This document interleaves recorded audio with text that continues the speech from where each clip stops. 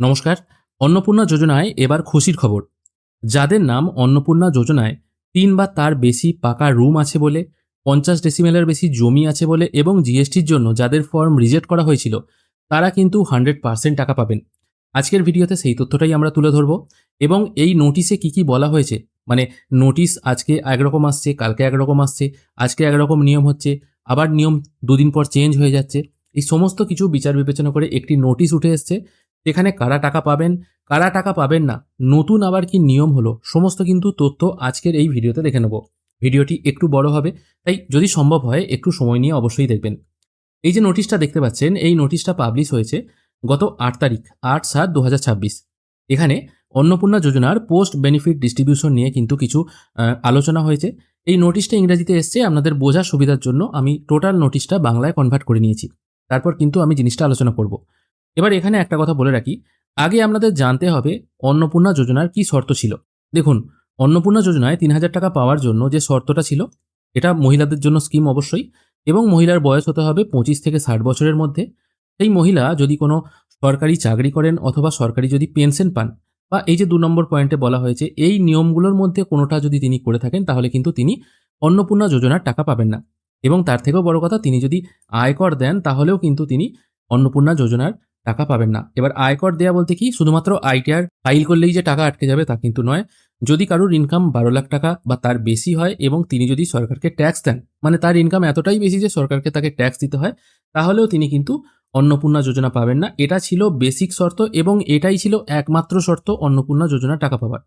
পরবর্তীকালে দেখা গেল যারা এই সমস্ত শর্ত পালন করে ফর্ম জমা দিয়েছে, সেক্ষেত্রে তাদের ফর্ম রিজেক্ট করা হয়েছে। যেখানে ৪/৭/২০২৬ মানে ৩/৭/২০২৬-এ টাকা দেওয়া হয়েছে অন্নপূর্ণা যোজনা জুন মাসের টাকা, যেটা জুলাই মাসে দেওয়া হয়েছিল। না, ৩/৭ নয়, ওটা ১ জুলাই ২০২৬-এ দেওয়া হয়েছিল।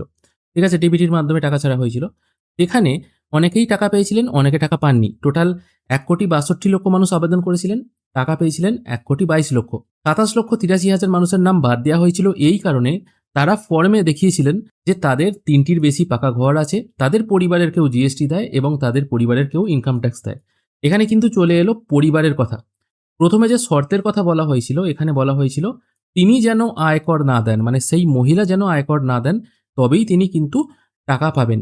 কিন্তু তারপর মানে ১ জুলাই যে টাকা দেওয়া হলো, তারপর যে মিটিং হলো ৪ তারিখে, সেই মিটিংয়ে দেখা গেল কি, কোনো মহিলা হয়তো লিখেছেন তিনি নিজে আয়কর দেন না, কিন্তু তার পরিবারের অন্য কোনো ব্যক্তি হয়তো ইনকাম ট্যাক্স দেন, এটা তিনি ফর্মে দেখিয়েছেন, সত্যি কথা দেখিয়েছেন। তিনি হয়তো দেখিয়েছেন তার পরিবারে ৩টি বা তার বেশি রুম আছে, এটাও তিনি সত্যি কথা দেখিয়েছেন, যার ফলে তার ফর্মটা প্রবেশনারি রিজেক্ট হয়ে গেছে এবং তাকে পরবর্তীকালে আন্ডার এনকোয়ারিতে রাখা হয়েছে, মানে তার এনকোয়ারি হবে, তারপর ব্যাপার হবে। এবার এই কারণের জন্য অনেকেই ভয় পেয়ে গিয়েছিলেন। তারা ভাবছেন যাদের ৩টের বা তার বেশি ঘর আছে, তারা হয়তো লিখেছে তাদের ৩টের বেশি ঘর নেই। তার পরিবারে কেউ হয়তো জিএসটি আছে, তিনি সেটাকে মেনশন করেননি, অন্য কেউ আর কি, সে মিথ্যে কথা লিখে টাকা পেয়ে গেল, কিন্তু যে সত্যি কথা লিখেছে সে টাকা পেল না। যদিও অন্নপূর্ণা যোজনার এটা তো শর্ত থাকেনি যে ইনকাম ট্যাক্স পরিবারের কেউ দিলে টাকা পাবে না বা ৩টের বেশি রুম থাকলে টাকা পাবে না, এরকম তো কোনো ব্যাপার থাকেনি। যার ফলে একটা প্রচুর বিক্ষোভ শুরু হলো। এই বিক্ষোভের বশবর্তী হয়ে বহু জায়গায় কিন্তু অশান্তি শুরু হয়েছিল, এটা আমরা দেখেছি। যার ফলে ৮/৭/২০২৬ একটি মিটিং হয়। সেই মিটিংয়ে স্পষ্ট করে দেওয়া হয় বেশি জমি থাকলেও টাকা দেওয়া হবে বা ৩টির বেশি ঘর থাকলেও টাকা দেওয়া হবে। এই যে নোটিশটি পাবলিশ হয়েছে, এটা সম্পূর্ণ ইংরেজিতে আছে। আমি আপনাদের বোঝার সুবিধার জন্য এটা বাংলায় ট্রান্সলেট করে দিচ্ছি।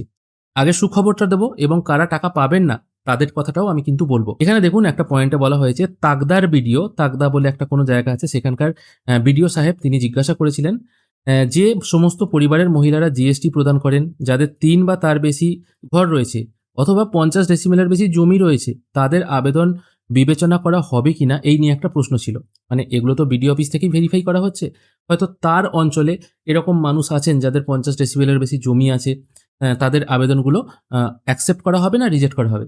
এখানে কিন্তু স্পষ্ট জানিয়ে দেওয়া হয়েছে, যে মিটিং হয়েছে সেখানে জানিয়ে দেওয়া হয়েছে ১৯/৫/২০২৬ তারিখে ২৪১১ WCD নাম্বার বিজ্ঞপ্তি অনুসারে তদন্ত করতে হবে এবং সেই অনুযায়ী সুপারিশ করতে হবে।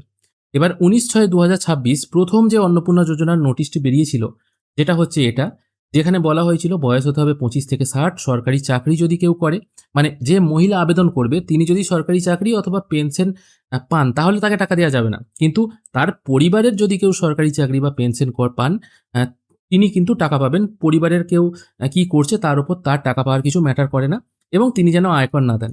এই শর্তগুলো কিন্তু মেনে চলতে বলা হয়েছে। তাই সে হিসাবে ধরতে গেলে এখানে যেটা প্রশ্ন উঠে আসছে যে তাকদার বিডিও সাহেব প্রশ্ন করেছিলেন, যাদের ৫০ ডেসিবেলের বেশি জমি আছে তারা কি টাকা পাবে? তার মানে তারা টাকা পাবে। কারণ এখানে বলা হয়েছে সেই অনুযায়ী সুপারিশ করতে হবে। মানে ৫০ ডেসিবেলের জমির কথা তো আগে বলা হয়নি। তাই কোনো মহিলার পরিবারে যদি ৫০ ডেসিবেলের বেশি জমি থাকে তাহলে তিনিও টাকা পাবেন। এখানে যে কথাটা বলা হচ্ছে তার অর্থ হচ্ছে এটা। এবং তার থেকেও বড় কথা, যদি ৩ বা তার বেশি পাকা ঘর রয়েছে যার ফলে অনেকের নাম রিজেক্ট করা হয়েছে। এরকম যদি কেউ কারণ দেখায়, মানে কেউ ফর্ম ফিল আপ হয়তো করেছে, তিনি হয়তো লিখেছেন তার ৩ বা তার বেশি পাকা ঘর রয়েছে। তিনি হয়তো জয়েন্ট ফ্যামিলিতে বসবাস করেন। এই কারণে যাদের ফর্ম রিজেক্ট করা হয়েছে এবং যেগুলো আন্ডার এনকোয়ারিতে রাখা হয়েছে, সেগুলোও যখন এনকোয়ারি হবে তখন কিন্তু সেগুলোকে অ্যাপ্রুভাল দিয়ে দিতে হবে। এখানে যে কথাটা বলা হয়েছে তার অর্থ কিন্তু এটাই। এখানে দেখুন, আমি ইংরাজি নোটিশটা এখানে বার করছি। এখানে দেখুন, আমি একটু নিচের দিকে নামাচ্ছি। এখানে দেখুন। এখানে জিজ্ঞেস করা হয়েছে, বিডিও সাহেব প্রশ্ন করেছিলেন, এই যে জিনিসগুলো আছে জিএসটি, ৩ বা তার বেশি রুম, ৫০ ডেসিবেলের বেশি জমি থাকলে পাবে কিনা? মানে তাদেরকে কনসিডার করা হবে কিনা? এখানে বলে দেওয়া হয়েছে, এটা পরিষ্কার করে দেওয়া হচ্ছে, এই এনকোয়ারি যখন হবে তখন ২৪১১ WCD নোটিশ, মানে ১৯/৫/২০২৬ যেটা প্রকাশিত হয়েছে সেই অনুযায়ী তাদেরকে অ্যাপ্রুভাল দিতে হবে। তার মানে যারা চিন্তা করছিলেন তাদের কিন্তু চিন্তার কোনো কারণ নেই। এবার দেখা যাচ্ছে কাদের নাম বাদ গেল। বাদ গেল হচ্ছে, এখানে দেখুন বলা হয়েছে অঙ্গনওয়াড়ি কর্মী, অঙ্গনওয়াড়ি সহায়িকা এবং আশাকর্মী, সিভিক ভলান্টিয়ার এবং প্যারা টিচার বা পার্শ্ব টিচার যারা আছেন, তারা টাকা পাবেন কিনা জিজ্ঞেস করা হয়েছিল। জানানো হয়েছে যেহেতু তারা সরকারি ক্ষেত্রে যুক্ত এবং মাসিক ভিত্তিতে পারিশ্রমিক পান, তাই তাদের নাম অন্নপূর্ণা যোজনায় রাখা যাবে না। তাদের আবেদন অনুমোদন করা যাবে না। মানে তাদেরকে আপাতত কিন্তু টাকা দেয়া হবে না অন্নপূর্ণা যোজনা। তারা যদি আবেদন করেও থাকেন, আপাতত আবেদনগুলো পোস্টপোন করা থাকবে। তাদেরকে কিন্তু কোনো রকম টাকা দেওয়া হবে না। এবার কাদের বাদ দেওয়া হবে?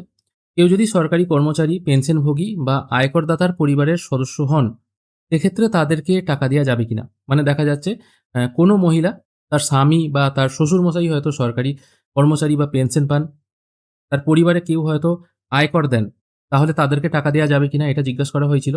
কারণ মূল বিজ্ঞপ্তিতে পরিবারের সদস্যদের কথা উল্লেখ নেই। ঠিক আছে? এটা আগেও আমরা দেখেছি।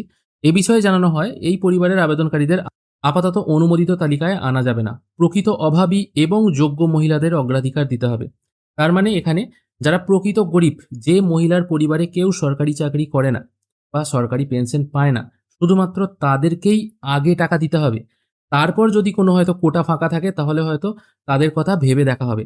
আপাতত যারা সরকারি কর্মচারী এবং সরকারি পেনশনভোগী, ঠিক আছে? এবং যারা ইনকাম ট্যাক্স দেয়, এরকম কোনো পরিবারে কোনো মহিলা যদি থেকে থাকেন, তাহলে কিন্তু তারা টাকা পাবেন না।